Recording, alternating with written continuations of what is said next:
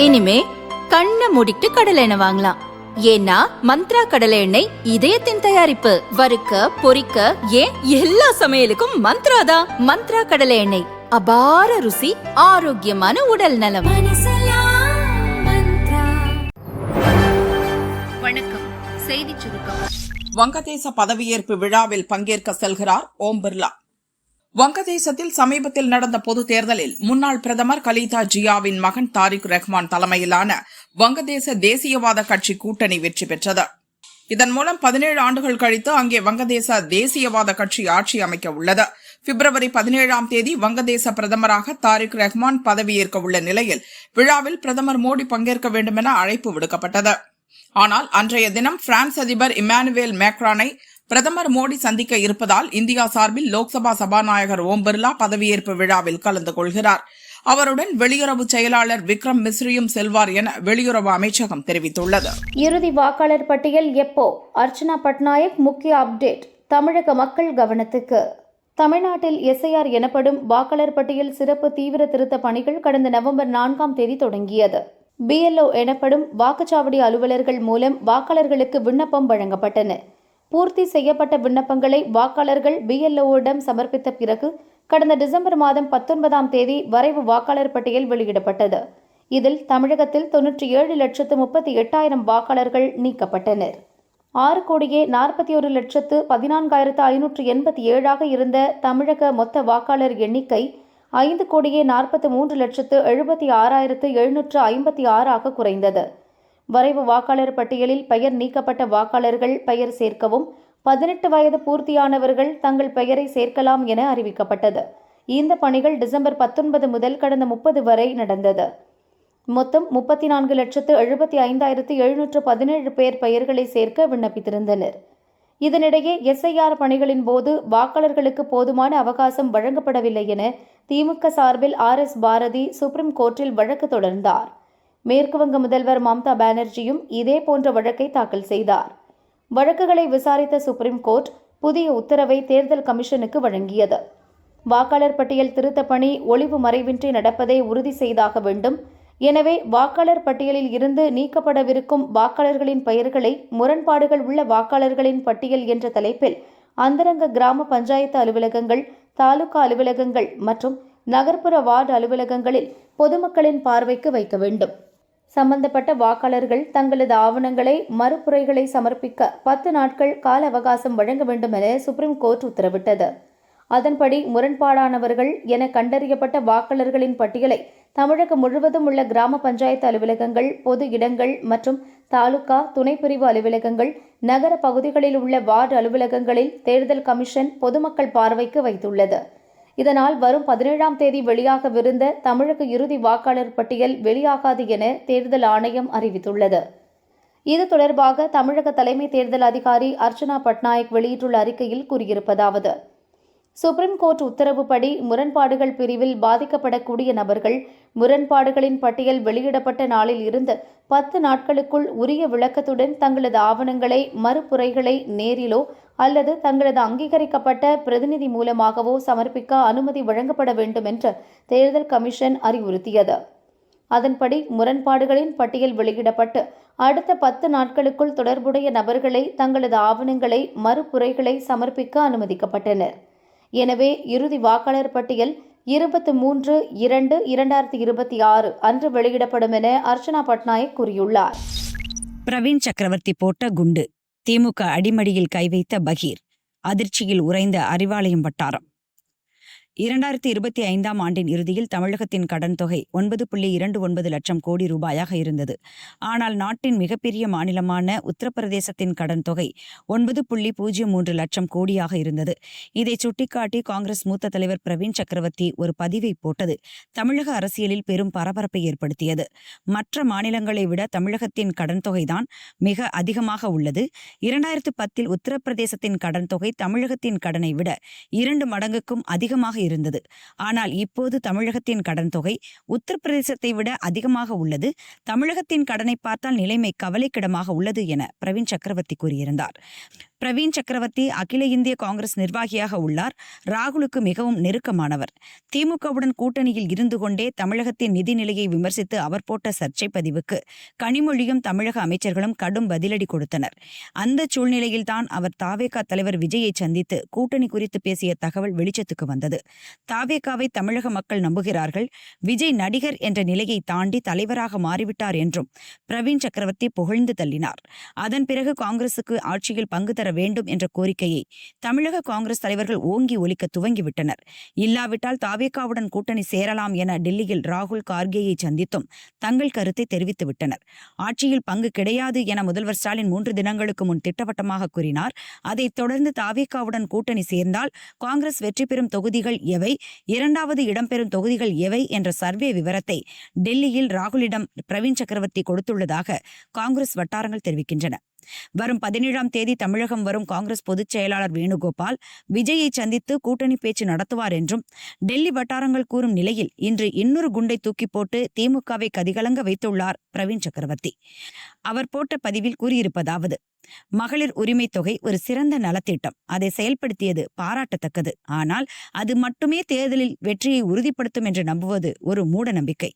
கடந்த 3 ஆண்டுகளில் தேர்தலுக்கு முன்னதாக இதுபோன்ற திட்டங்களை அறிவித்த 9 பெரிய மாநில அரசுகளில் 4 மட்டுமே வெற்றி பெற்றன, 5 தோல்வியடைந்தன என பிரவீன் சக்கரவர்த்தி கூறியுள்ளார்.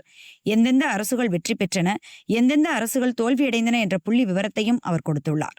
2023இல் மத்திய பிரதேசத்தில் பாரதிய ஜனதா அரசு மகளிர் உதவித்தொகை திட்டத்தை அறிவித்தது, வெற்றி பெற்றது. அதே 2023இல் ராஜஸ்தானில் காங்கிரஸ் அறிவித்தது, தோற்றுவிட்டது. 2023இல் தெலங்கானாவை ஆண்ட PRS கட்சி, 2023இல் சத்தீஸ்கரை ஆட்சி செய்த காங்கிரஸ் கட்சி ஆகியவையும் இதுபோன்ற அறிவிப்பை சட்டசபை தேர்தலுக்கு முன் அறிவித்தன. ஆனால் 2 கட்சிகளுமே தோற்றுப்போயின. 2024இல் நடந்த ஆந்திர சட்டசபை தேர்தலில் OSR காங்கிரஸ் கட்சியும் மகளிர் உதவி திட்டத்தை அறிவித்தது, அதுவும் தோற்றது. 2024இல் மகளிர் உதவித்தொகை திட்டங்களை அறிவித்து ஜார்க்கண்டில் ஜார்க்கண்ட் முக்தி மோர்ச்சா கூட்டணியும் மகாராஷ்டிராவில் பாரதிய ஜனதா கூட்டணியும் வெற்றி பெற்றன. 2025இல் டெல்லி சட்டசபை தேர்தலில் ஆம் ஆத்மி கட்சி தோற்றது. ஆனால் பீகாரில் தேசிய ஜனநாயக கூட்டணி வெற்றி பெற்றது என பிரவீன் சக்கரவர்த்தி புள்ளி விவரங்களுடன் கூறியுள்ளார். மகளிர் உரிமை தொகை பெறும் 1.30 கோடி பெண்களின் வங்கிக் கணக்குகளில் 2 தினங்களுக்கு முன் தலா 5000 ரூபாயை செலுத்த முதல்வர் ஸ்டாலின் உத்தரவிட்டார். இதன் மூலம் பெண்களின் ஓட்டுகளை அள்ளிவிடலாம் என நினைத்திருந்த திமுகவினருக்கு பிரவீன் சக்கரவர்த்தி போட்ட இந்த பதிவு வயிற்றில் புளியை கரைத்துள்ளது. நம்பகத்தன்மையை நானே நாசமாக்கிக் கொண்டேன், வைகோ புலம்பல். ஈரோட்டில் மதிமுக தேர்தல் நிதியளிப்பு கூட்டம் நடந்தது. இதில் கலந்து கொண்டு பேசிய அக்கட்சியின் பொதுச் செயலாளர் வைகோ, இமயமாய் நிமிர வேண்டிய நான் அதிமுகவுடன் கூட்டணி சேர்ந்ததால் படு பாதாளத்திற்கு போனேன் என்ற தமது கடந்த கால அரசியல் முடிவை சுட்டிக்காட்டினார். கடந்த காலத்தில் நான் சில பிழைகளை செய்திருக்கிறேன், அதை நான் ஒப்புக்கொள்கிறேன். என் நம்பகத்தன்மையை நானே நாசமாக்கிக் கொண்டேன். My credibility was totally destroyed. என்னுடைய அரசியல் வாழ்வின் நம்பகத்தன்மையை சுக்குநூறாகியது.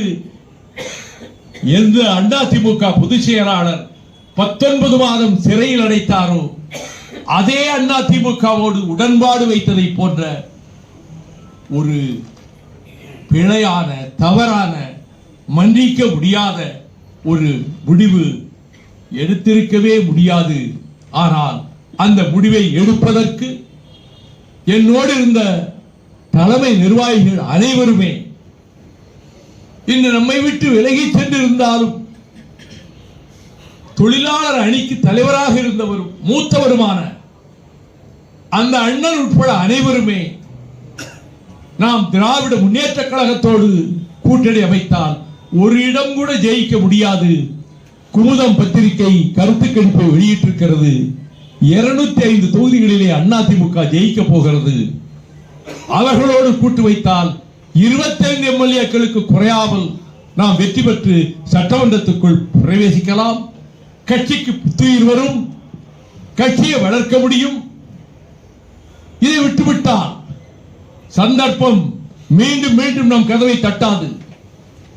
இந்த வாய்ப்பை விட்டுவிட்டால் எதிர்காலமே நமக்கு கிடையாது என்று அவர்கள் ஆணித்தரமாக சொன்னபோது திருச்சி திமுக மாநாட்டில் பேசுவதற்கு குறிப்புகள் எழுதி தயாராக என்னுடைய பயண பெட்டியிலே வைத்து உடைகளையும் எடுத்து வைத்துவிட்டு மலைக்கோட்டை துரித வண்டிக்கு பயணத்தையும் உறுதி செய்துவிட்டு 2:30 மணிக்கு கீழே பகல் உணவு அருந்தலாம் என்று வந்தபோது முடிந்துவிடும்.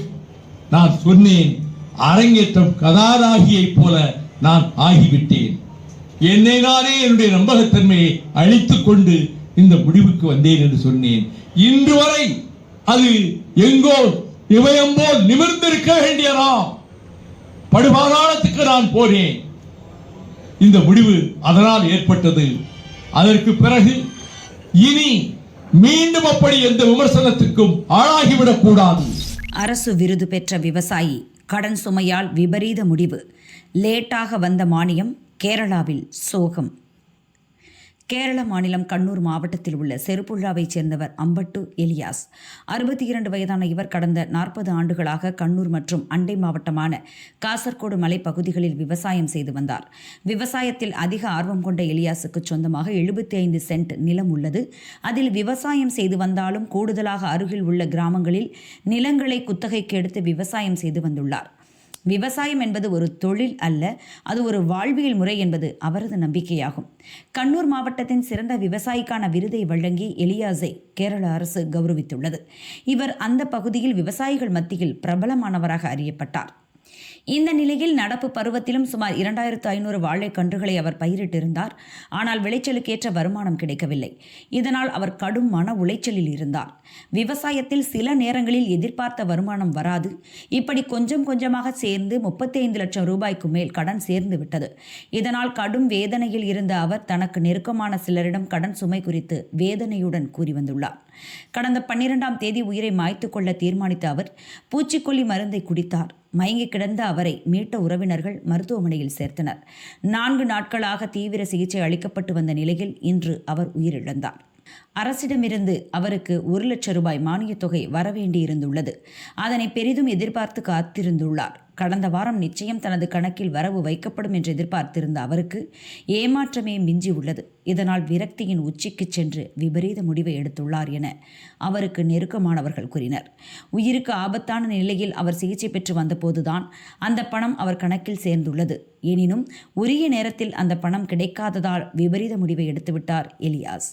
கேரள அரசின் விருது வென்ற விவசாயி கடன் சுமையால் தற்கொலை செய்து கொண்ட சம்பவம் கண்ணூர் மாவட்டம் மட்டுமின்றி மொத்த கேரளாவிலும் பரபரப்பாக பேசப்படுகிறது.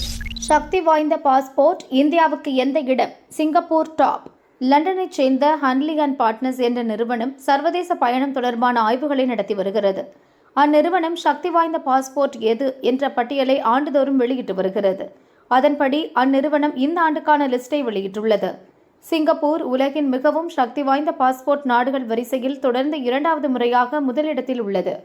சிங்கப்பூர் பாஸ்போர்ட்டை வைத்து 192 நாடுகளுக்கு விசா இல்லாமல் பயணிக்க முடியும். ஜப்பான், தென்கொரியா ஆகிய நாடுகள் 2வது இடத்தில் உள்ளன. இந்த 2 நாடுகளின் பாஸ்போர்ட்டுகளை வைத்து 187 நாடுகளுக்கு விசா இல்லாமல் செல்ல முடியும். ஸ்வீடன் மற்றும் ஐக்கிய அரபு எமிரேட்ஸ் ஆகியவை 3வது இடம் பிடித்துள்ளன. இந்நாடுகளின் பாஸ்போர்ட்டுகளை வைத்து 186 நாடுகளுக்கு விசா இல்லாமல் பயணிக்க முடியும்.